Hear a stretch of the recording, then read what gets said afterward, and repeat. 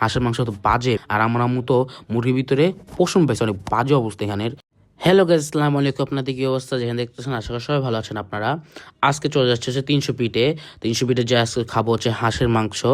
আর হাঁসের মাংস তো মানে নর্মাল জায়গাতে খালি হবে না, আমরা খাবো হচ্ছে ভাইরাল শাকিলা আপার হাঁসের মাংস থেকে। তো ফাইনালি আমরা 300 ফিটের দিকে চলে আসছি। এসে হচ্ছে আমরা ফার্স্টে একটা রেস্টুরেন্ট টাইপের একটা জায়গার মধ্যে ঢুকলাম, জায়গাটা অনেক সুন্দর, আমার কাছে ভালো লাগছে, এই কারণে ঢুকলাম। এখানে দেখি মাছও আছে সুন্দর সুন্দর, তো আমরা মাছগুলো দেখলাম, ভালো ভালো মাছ, আমার ভালো লাগছে মাছগুলো দেখে। তারপরে এখানে আমরা একটু ঘুরলাম তারপর আর কি আমরা এখান থেকে শাকিলা আপার যে ভাইরাল হাঁসের দোকানটা আর কি ওখানে চলে গেছি। ওখানে যেয়ে ভাবছিলাম তো শাকিল আপাকে পাবো না, পরে দেখি পেয়ে গেছি আমরা শাকিল আপাকেও। পরে এখানে দেখি হাঁসের মাংস দেখতে তো সুন্দরই লাগতেছে, গ্যারানো ভালো আসতেছে। এখানে এত বেশি ভিড় যে বসার কোনো জায়গা নেই, তারপরে হচ্ছে বসলাম কষ্টে।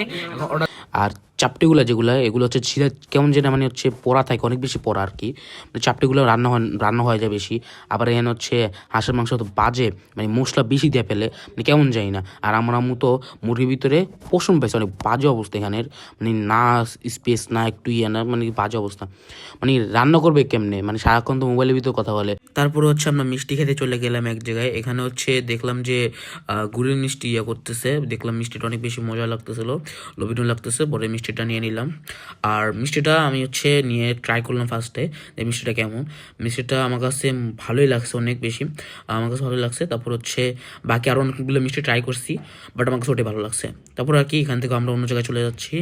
আর এই জায়গাটা হচ্ছে অনেক ভিড় দেখলাম ভালোই, ওই জায়গার থেকে এই জায়গাটা অনেক ভিড় লাগছে আমার কাছে। তো এখানে হচ্ছে দেখি সি ফুড বেশি বাকি অন্য আইটেম থেকে আর কি, যেমন এখানে হাঁসের মাংস পাওয়া যায় না অতটা। তারপরে আমরা চলে গেলাম হচ্ছে মেলাতে, যেখানে হচ্ছে দেখলাম মেলা প্রায় বন্ধ হয়ে যাওয়ার মতন আর কি। পরে আমরা এখান থেকে হচ্ছে নাগরদোলাতে উঠলাম আর কি। নাগরদোলাতে আমি এত বেশি ভয় পাইছি গাইস, কি বলবো, ভয়ে আমার পুরো জীবনটা বেড়ে গিয়েছিল, অনেক বেশি ভয় পাইছি আমি। আমার হচ্ছে এত বেশি মানে আর নাগরদোলাতে উঠি না এত বেশি একটা, আমি অনেক বেশি ভয় লাগে আমার কাছে। তো আর কি আমরা এখান থেকে একটা বক্সিং পাঞ্চের দেখলাম। এখানে হচ্ছে বক্সিং পাঞ্চ, আমি বক্সিং মারছি আমার প্রায় 805 মতন উঠছে। পরে আর কি এক জায়গায় চা খাওয়ার জন্য আমরা থামলাম, চাটা হচ্ছে নিলাম। আর বাকি সবাই হচ্ছে ইয়ের মধ্যে নিচ্ছে, আমি হচ্ছে মাটির চাতে নিলাম আর কি। আমি এটা আমাকে স্পেশালভাবে সাজিয়ে দিয়েছে সুন্দর করে টিস্যু দিয়ে। আমার কাছে জিনিসটা দেখতে এত বেশি ভালো লাগছে, আর সুন্দর করে সাজিয়ে দেওয়া তো আমার কাছে অনেক বেশি ভালো লাগছে, জিনিসটা দেখতেই সুন্দর লাগতেছিল। আর তারপরে কি এটা আমি একটু ট্রাই করে দেখলাম যে মানে চাটা অনেক বেশি গরম আর মজা ছিল, ভালো, আমার কাছে ভালোই লাগছে। মারাত্মক লেভেলের মজা ছিল আর গরমও ছিল মারাত্মক লেভেলের।